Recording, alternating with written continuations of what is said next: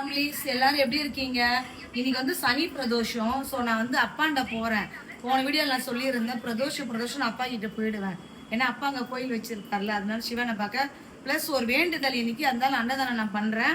அதனால இங்கிருந்து தான் காய்கறி எல்லாம் வாங்கிட்டு போயிட்டு அங்கே போயிட்டு சமைக்கணும். நாங்கள் சமைக்க ஆள் கூட்டு போறோம். அங்கே போய் சமைச்சு அன்னதானம் போடலான்னு சொல்லிட்டு அப்புறம் நான் அப்பாவுக்கு வந்து எப்போ போனாலும் வீட்டில் என்ன இருந்தாலும் எடுத்துட்டு போயிடுவேன் எங்கள் அப்பாவுக்கு.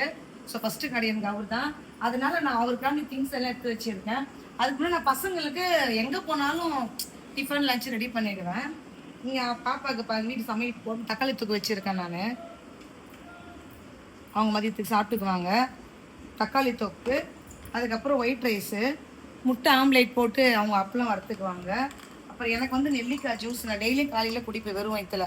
நெல்லிக்காய் தேன் கலந்து குடித்தா உடம்புக்கு நல்லது. அப்புறம் என் தங்கச்சிக்கு எனக்கும் சேர்த்து ராகி மாவு கஞ்சி காய்ச்சிக்கிட்டேன். இதில் வந்து பாதாம், முந்திரி, கேழ்வரகு, கம்பு, சோளம், உடச்சிக்கல்லை எல்லாமே போட்டு காய வச்சு அரைச்சது. காலையில் பிரேக்ஃபாஸ்ட் இது தான். எனக்கும் தங்கச்சிக்கும் சேர்த்து காய்ச்சிக்கிட்டேன். நான் மோஸ்ட்லி டிஃபன் விட இது மாதிரி ஐட்டம் தான் சாப்பிடுவேன் நான். அப்புறம் சுவாமிக்கு பூ எடுத்துக்கிட்டேன். அப்பாவுக்காக தீபாவளிக்கு ஸ்வீட்டு, ட்ரெஸ்ஸு நான் அப்பாவுக்கு போகிற வழியில் வாங்கிட்டு போயிடுவேன். ஸ்வீட்டு அப்பாவுக்கு சிவன், பார்வதி, விநாயகர், நந்தி பகவான் எல்லாத்துக்கும் அங்கே போயிட்டு நான் துணி எடுத்துகிட்டு போனோம். அப்புறம் கேக் எடுத்துகிட்டு போகிறேன். அப்பாவுக்கு ஸ்நாக்ஸு ப்ளஸ் காய்கறி எடுத்துகிட்டு போகிறேன்.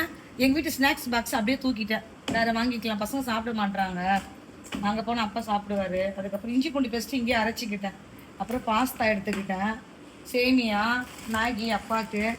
அவர் ஒரு ஆள் தானே கொஞ்சம் கொஞ்சமாக செஞ்சு சாப்பிட்டுக்குவார். ப்ளஸ் ஆயில் எடுத்துக்கிட்டேன். அரிசி 5 கிலோ வாங்கியாச்சு.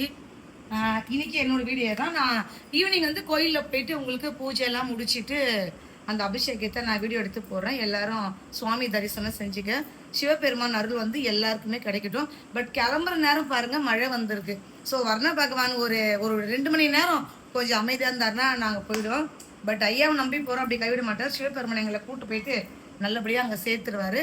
நான் உங்களை ஈவினிங் பார்க்குறேன் ஃப்ரெண்ட்ஸ். பாய்.